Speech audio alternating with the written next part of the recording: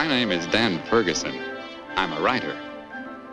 My assignment was to explore one of the nation's leading research centers and show the effect of the work done there on all our lives.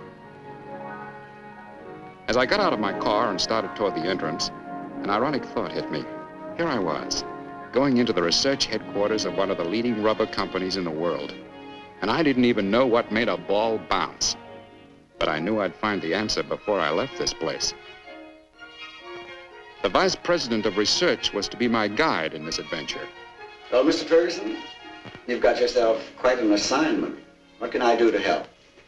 Doctor, I'm here to uncover some of your man-made scientific miracles. And having dodged chemistry and physics in school, I'm a babe in the scientific woods, if ever there was one. Good. We can count on your having an open mind, then. Very open, and at the moment very empty. At least have an idea of how to start my story. Here's one possibility. It's a mighty sobering thought. But if it hadn't been for what you hold in your hand, we might have lost our national neck in World War II. Synthetic rubber? Precisely. The battle to make man-made rubber was perhaps the greatest example of industrial teamwork in our nation's history. The background of that battle was an example of our way of life at its working best. As I sat there listening to the doctor's words, the story he was telling took form before my very eyes. Fortunately for America, one rubber company had been working long before World War II on the problem of developing a practical, general-purpose man-made rubber. By 1940, this privately financed venture was producing general-purpose man-made rubber at a plant in Akron, Ohio.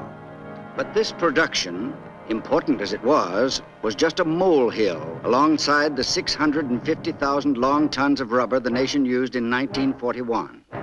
Almost all of that, 97%, came from the Far East, over an ocean lifeline 10,000 miles long. Japan knew this. She smashed Pearl Harbor, crippling our fleet. The enemy's goal was the rubber lands, and she got them in a few short weeks. The rubber ships stopped coming. Not only our war effort, but our very survival as a nation was in the balance, as Uncle Sam faced the most critical period of his life. From Washington went out an SOS, and industry answered. The men in rubber, in petroleum, and in chemicals formed a combat team to fight the battle for man-made rubber. It was a battle we had to win, or else lose wars on two fronts and at home. It was only 20 months after Pearl Harbor that the largest plant for making man-made rubber went into full operation at Port Neches, Texas. With the rubber we needed, our war machine went into high gear, and we struck back all over the globe. And we kept on striking back till the job was done. There were plenty of times when we didn't know if we'd make it on time.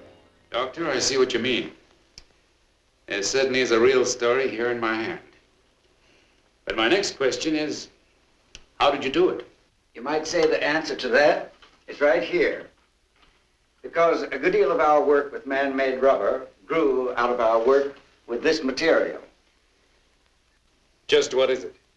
It's Corosil, a flexible polyvinyl material. You might call it a kind of cousin of rubber. The molecular structure is closely related. Oh, come along. I believe we can show you what I mean. I think you'll get a good deal of the information you want in this film. It's ready, Doctor. All right, go ahead, Frank. Sit down, please, Mr. Ferguson.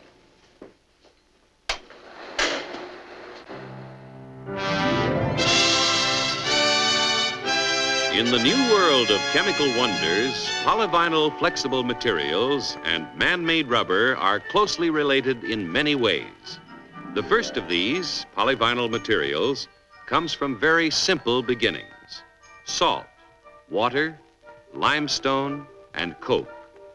In the manufacturing process, salt and water plus electricity produce hydrogen and chlorine gases, which combine to form hydrogen chloride. Coke and limestone are combined to form acetylene. These two gases are then combined in turn, heated, compressed, and cooled and thus converted to liquid form. The result? Vinyl chloride. A single drop contains literally billions of molecules in a seething, chaotic world of their own. The addition of a catalyst to vinyl chloride works a startling change. The catalyst, like a top sergeant who never joins the rookie ranks, still gets plenty of action. All right, you guys, fall in on the double. Dress it up. The effect of the catalyst makes these molecules grow and hook together in long, strong chains. This bonding reaction is known as polymerization. It gives rubber and plastics their resilience and toughness, their ability to stretch and return. In this case, the process of polymerization results in the material polyvinyl chloride. This material is plenty tough, but of no practical use until a plasticizer is added. The plasticizer's softening influence makes these tough little characters pliable and workable. Thus was created a new material known as Geon, from which Corosil products are made. A material which brought into being new plants, new jobs, and a vast array of new products which contribute to the safety, comfort, and the beauty of our daily lives. The knowledge gained in working with new flexible materials enabled research scientists and engineers to develop further their chemical cousin and to put man-made rubber into a host of constructive services for mankind. Surgeons' gloves today are thinner yet stronger than ever before. Man-made rubber has brought improvements in plasma and surgical tubing and many other items for medical and surgical uses. Lighter, higher pressure hoses are on our first line of defense against fire. Conveyor belts of sturdy, longer-lasting rubber are constantly at work in the nation's quarries, factories, docks, and mills. But despite the literally hundreds of other products for which rubber is used today, about 2/3 of the nation's production goes into tires and other transportation products. Over 40 million cars ride the nation's highways with the speed and comfort only pneumatic tires can provide. And road safety is greatly advanced due to the Lifesaver tubeless tire, which man-made rubber made possible. The nation's trucks, tractors, and giant construction equipment ride on heavy-duty tires that are now stronger and longer-lasting than ever before. And jet planes land safely on carrier decks thanks to aircraft tires designed specially to withstand the tremendous shock. There are other advances almost beyond number, and always the work goes on to discover, to refine, to improve. Here in this modern workshop of science may be found some of the true pioneers of our time, men and women working at bench or microscope, assaulting the horizons of the unknown.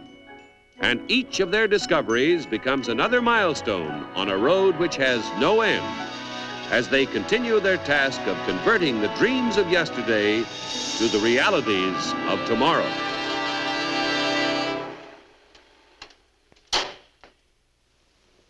Oh, thank you, Frank. Did you find enough ideas to get a start on your story? If I ever had any doubts about the importance of research, you've taken care of them once and for all. Well, I'm glad. Thank you. Well, there's one thing I can't impress on you too strongly.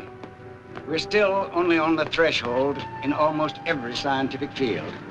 So see if you can light even more fires of scientific enthusiasm in our young people.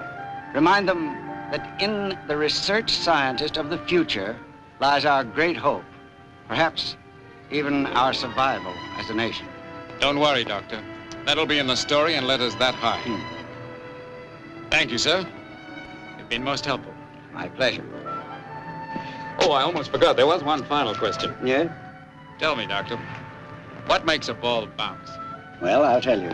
We've learned to make a plane fly faster than sound. We've learned to create all sorts of new products and materials. Some of us have even learned to split the atom. But there's one thing not one of us knows. What makes a ball bounce? Do me a favor. What's that? If you find out, let me know. That's the deal. Goodbye, Doctor. Goodbye.